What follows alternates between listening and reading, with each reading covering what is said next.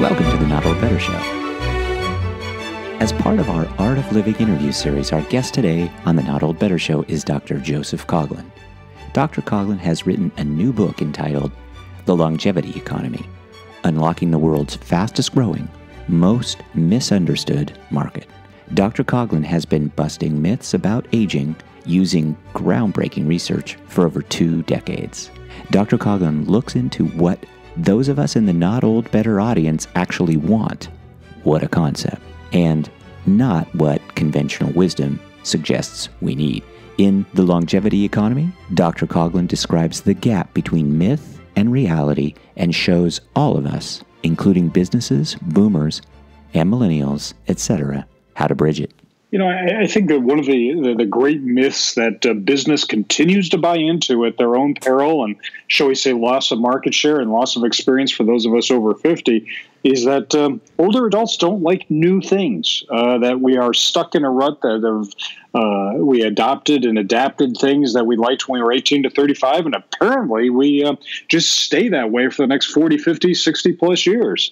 And they just don't get it. And yet, what's kind of funny about that is ask the American car industry whether or not baby boomers stay with the brands that they loved when they were young. Well, there's a reason why the Japanese manufacturers are doing far better than they were in the 1970s. That, of course, is our guest, Dr. Joseph Coughlin, who's joining us today via Skype from his offices at MIT's AgeLab Research Center, and will be sharing stories from his new book, The Longevity Economy, about shifting physiological, cognitive, social, family, and psychological realities of the longevity economy. Well, Dr. Joe Coughlin, thanks so much for joining the show today. It's great to be here. It is just a pleasure to talk to you.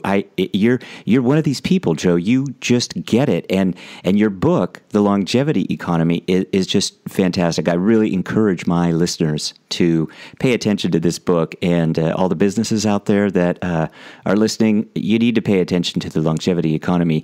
In your book, Joe, you say that retirement is now estimated to be approximately 1/4 of our life. And so obviously that number is going to impact the economy. But from a personal perspective, you know, we in this age group of 60 plus, and I'm right there in that age group, you know, we're not done. And so what do we do, and how unprepared are we?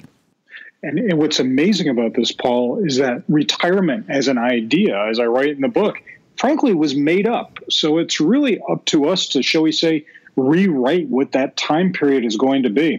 You know, just for fun, let's do a little bit of math. You know, from 0 to 21 years old is about 8,000 days. And from 21 to what most of us would consider perhaps midlife crisis in our 40s at some point is 8,000 days. And from midlife crisis to what is retirement age in our mid-60s is 8,000 days. But here's the kicker. The fastest growing part of the population is over age 85 plus. And guess what, Paul? That is 8,000 days. And so while the book was written with a business audience in mind, it's really written for all of us to really rethink about the fact that this is a major part. In fact, this is 1/3 of your adult life that we need to reinvent. And given the way I play golf, spending it all on the golf course for 8,000 days, I'm not sure is an option. That's good. I like that. I also liked that you have a very nice sense of humor, just right on, in my opinion. You use this great line that the image of innovation in this country is a 20-year-old male wearing sneakers. I got to say, it's about time we change that, Joe. No, and what's amazing is that while with all deference to my daughter, my students, and the younger generation, there's this image that the current generation of older adults and the next generation of retirees are totally devoid of technological knowledge. And while I was a kid, I do remember sitting on the carpet watching the people land on the moon. I did watch the internet get invented, and it being ever so humble, even the ATM machine coming out in the 1970s. So I don't think that just because you're a little over 25 years old that you're a technological Luddite. But unfortunately, business, society, and the like really believes that you need to be a hoodie-clad, sneaker-clad 20-something-year-old male in particular to be innovative, when in fact, frankly, all of us can be innovators if we choose to be creative and daring. Well, you also write that there's a better story about aging that'll replace kind of the current narrative. And really, I'm a storyteller, and I'd like you to tell us a little bit of that story, that new narrative that's taking place. Yeah, the first, let's use the old narrative of old age, which is it's a time to retire, to withdraw, that you've kind of run out of gas, if you will, or as I say in the book, the idea that we've run out of our vital force or our vital energy.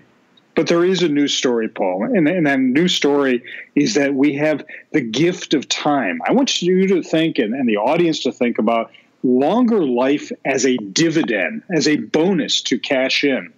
And the new story we have to write is to start asking things like, not just what am I going to do, so to speak, in retirement, but how many careers might I have? Not jobs, but careers.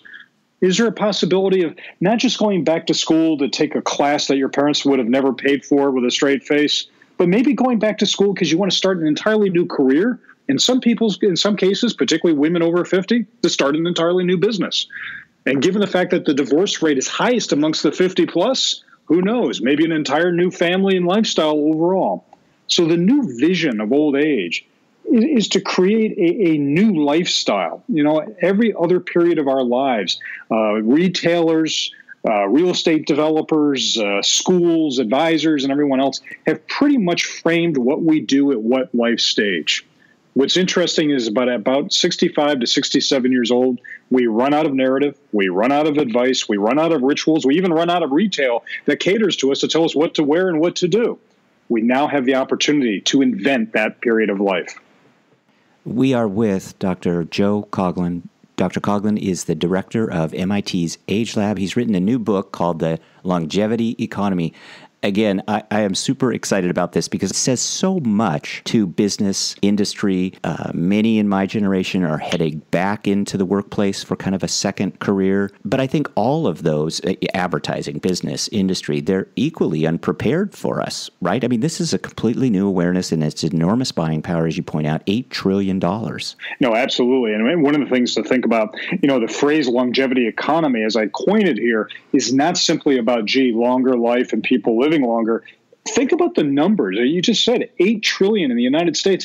We're talking about that if you were to go outside the country, the 60 plus would be the third largest economy in the world if you looked at the gross domestic product of the United States, China, and then the longevity economy. It is as if an entire continent of consumers is rising out of the abyss, looking for entirely new ideas, ways of living, products, services, and indeed experiences.